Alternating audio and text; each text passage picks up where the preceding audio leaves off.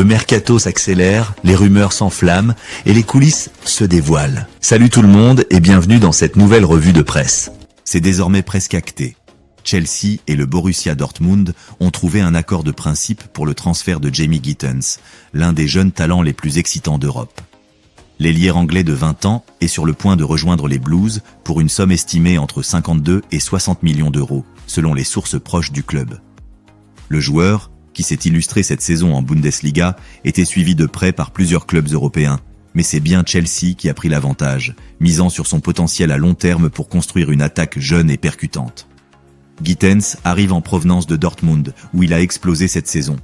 Montant du transfert, environ 55 à 60 millions d'euros. Il ne pourra pas disputer la Coupe du Monde des clubs avec Chelsea cet été, car il a déjà participé au tournoi avec Dortmund. Chelsea compte sur lui pour être l'un des visages du futur offensif du club, aux côtés de Nkunku, Palmer ou encore Mudryk. Un pari ambitieux, mais réfléchi. Le transfert de Jamie Gittens à Chelsea s'inscrit dans la stratégie jeunesse à fort potentiel du club londonien. Depuis 2 saisons, les Blues investissent massivement sur des profils jeunes et prometteurs, parfois au détriment de l'expérience immédiate. Gittens, explosif sur son côté, technique et capable de faire la différence en 1 contre 1, correspond parfaitement à cette philosophie. Il ne s'agit pas d'un pari aveugle.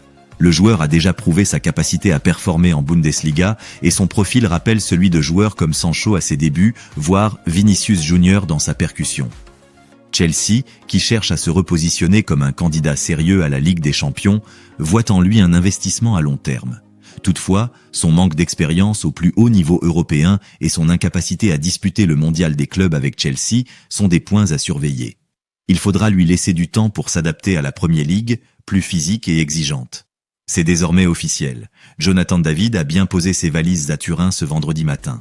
L'attaquant international canadien, ex-joueur du LOSC, est arrivé sous les caméras des journalistes et les acclamations des tifosi bianconeri, venus nombreux pour l'accueillir. Cette arrivée confirme les rumeurs qui circulèrent dans la presse depuis quelques heures. Le joueur est attendu pour passer sa visite médicale, dernière étape avant la signature de son contrat longue durée avec la Juventus. Le club italien a d'ailleurs publié une vidéo officielle montrant David à l'aéroport de Turin, visiblement détendu malgré l'effervescence autour de lui. Une arrivée stratégique pour la Juventus. L'arrivée de Jonathan David à la Juve n'est pas qu'un simple transfert, c'est un choix stratégique fort. Après une saison mitigée, marqué par une inefficacité offensive chronique, le club turinois cherchait un attaquant moderne, capable de combiner efficacité devant le but, jeu en profondeur et implication collective. Et David correspond parfaitement à ce profil. Profil complet, rapide, technique, intelligent dans ses déplacements, David a inscrit plus de 60 buts avec Lille, toutes compétitions confondues. Marge de progression, à seulement 24 ans, il arrive à maturité mais conserve une belle capacité d'évolution. Opportunité de marché. Libre de contrat, son arrivée représente un coût rentable pour la Juve qui renforce son effectif sans débourser de gros montants de transfert. L'international canadien devrait apporter une vraie dynamique offensive, notamment s'il est bien intégré dans le système d'Igor Tudor. De plus, sa venue pourrait remettre en question l'avenir de certains joueurs comme Dusan Vlahovic, régulièrement cité dans les rumeurs de départ. En bref, arrivée confirmée à Turin ce vendredi. Signature attendue d'un contrat jusqu'en 2030. Un profil complémentaire qui pourrait relancer l'attaque bianconera. C'est désormais clair, Nico Williams reste à Bilbao. L'ailier international espagnol a mis fin aux rumeurs de départ, notamment vers le FC Barcelone, en annonçant sa prolongation de contrat jusqu'en 2035 via une vidéo publiée ce jeudi. Un message fort, filmé devant une fresque à son effigie récemment vandalisée, au moment où les spéculations sur son avenir battèrent leur plein. Quand il s'agit de prendre des décisions, ce qui compte le plus pour moi, c'est le cœur. Je suis là où je veux être, avec ma famille. C'est chez moi, au pas athlétique, a déclaré le joueur dans sa vidéo. Le contrat initial devait expirer en 2027, mais cette prolongation de 8 saisons s'accompagne également d'une hausse significative de sa clause libératoire, désormais supérieure à 87 millions d'euros, soit plus de 50% d'augmentation par rapport à l'ancienne clause de 58 millions d'euros. Contrat prolongé jusqu'en 2035. Clause libératoire fortement augmentée.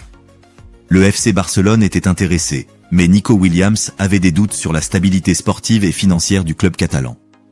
Il privilégie la stabilité familiale, l'identité basque et le projet local, un choix fort de symboles et de valeurs.